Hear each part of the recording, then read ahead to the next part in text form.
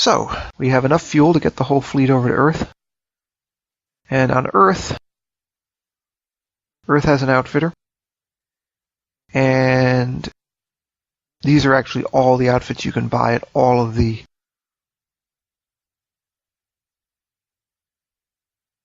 outfitters. So this is not really very accurate. Actually, where you can tell they sell, it's whatever is in white. The Earth outfitter will sell anything that's in white here. Anyway, we'll go to Earth. So you get to see a hyperjump.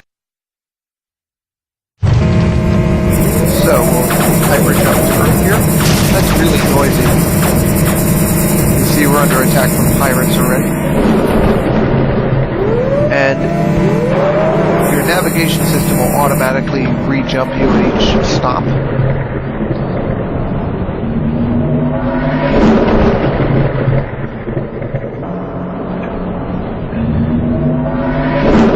So that's automated.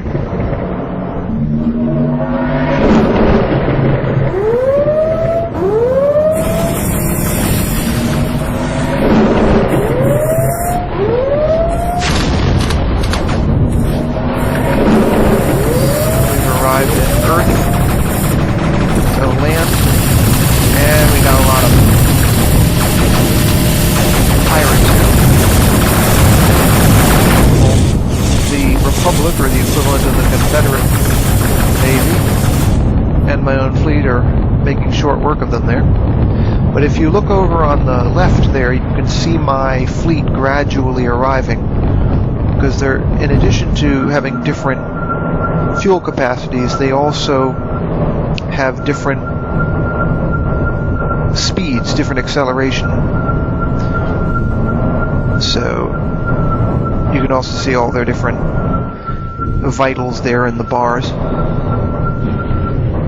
So the Republic, as I said, are the equivalent of the Confederation in escape velocity. Now I think everybody's arrived, so I'll land. And everybody lands. Notice everybody closes their formation and goes in. And there we have an outfitter. Do you want to reload the ammunition on all your ships? Okay. So anyway, these are the weapons you can buy. The secondary weapons, ammunition. Systems. This is a distinct category. They sort everything out, unlike in escape velocity. So you can add bunks. You can add a cargo scanner, which I have. Cooling systems, of course, different kinds. They're rather important because of heat being a factor in this game. Fuel pods. Shield generators for different shield recharge, actually, not shield capacity. That's another limitation of these ships. See, if we look at this, shield energy, shield generation, so not actually capacity. I'm thinking of adding an outfit that lets you increase the capacity. So I have liquid helium coolers for my ship. And then we have the power sources. This is for electricity, of course, for the equivalent of electricity. Solar panels, battery packs to hold the energy, although you need to have an original source, so either a fuel cell or a nuclear reactor of some kind. And engines. And these are the weapons you can use to either defend your ship from boarders or to board other ships. But also, another thing to note, here's the menu of all the fleet. And this matters because, unlike in escape velocity, you can buy outfits for your fleet. So I have it on the flagship there, the Captain Crunch's ship. But it has whatever outfits it has over here. If I go to the next ship, the Brutus, different weapons, different outfits, because I have these equipped basically according to what they need and what they can take, because the capacities of all these are very different. So it has a fusion nuclear reactor instead of a breeder reactor, because it can have that. It's big. And I mentioned in the Nave playthrough that how much junk you have crammed into a ship matters for cooling, so there is a limit to how much of this stuff you can pile into a ship.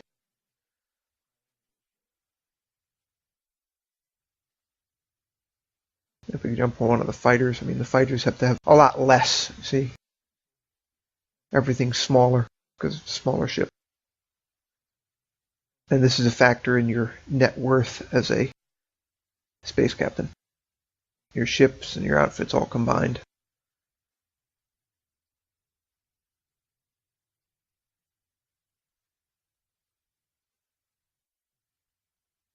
Now, I'm not sure. I guess maybe we could check out a shipyard.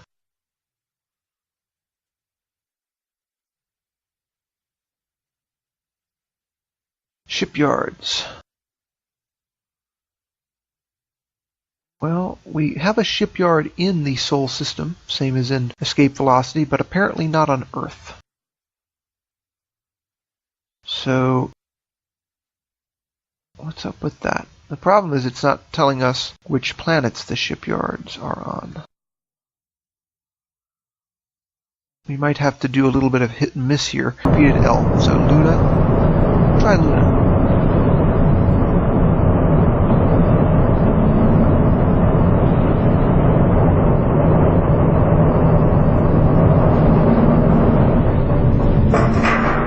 Yes, just like in Escape Velocity. I couldn't actually remember. So there are the shuttles, the shuttle and the heavy shuttle, like in Escape Velocity Nova, although there are very different designs.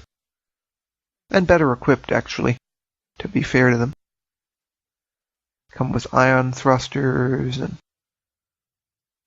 various different extras.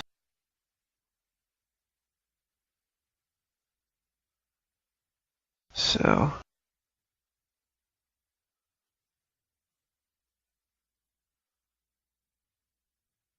the light shuttle is unarmed. The heavy shuttle is also unarmed, but you can arm it, just like in Escape Velocity.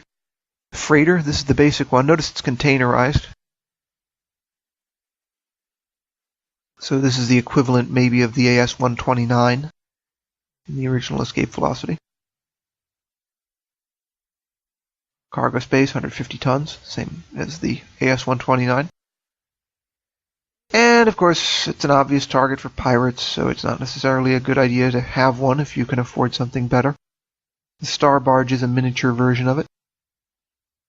Pretty cheap, by comparison, 375,000 as opposed to 1.4 million, which is much more than the AS-129 in the original Escape Velocity. There are some of the fighters and light warships, which are sometimes very close to the interceptors.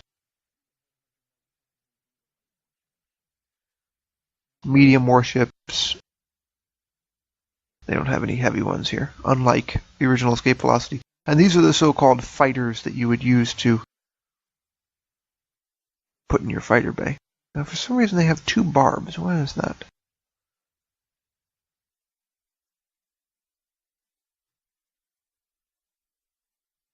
So this is maybe the barb for the Syndicate, which is one of the corporate governments in the universe.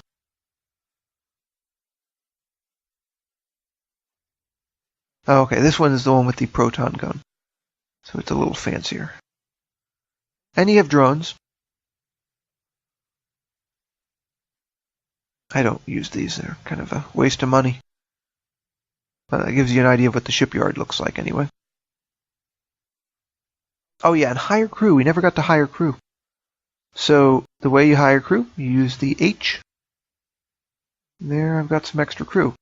How do you unhire them? How do you fire them? You fire them with the backspace.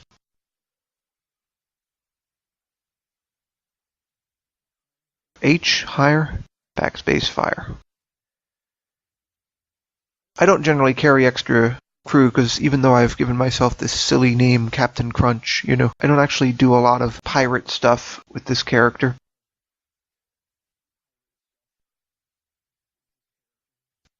So that brings me to the next possibility. We can do the tutorial from scratch, from the very beginning, which is, as you'll see, obviously based on the tutorial from Escape Velocity Nova.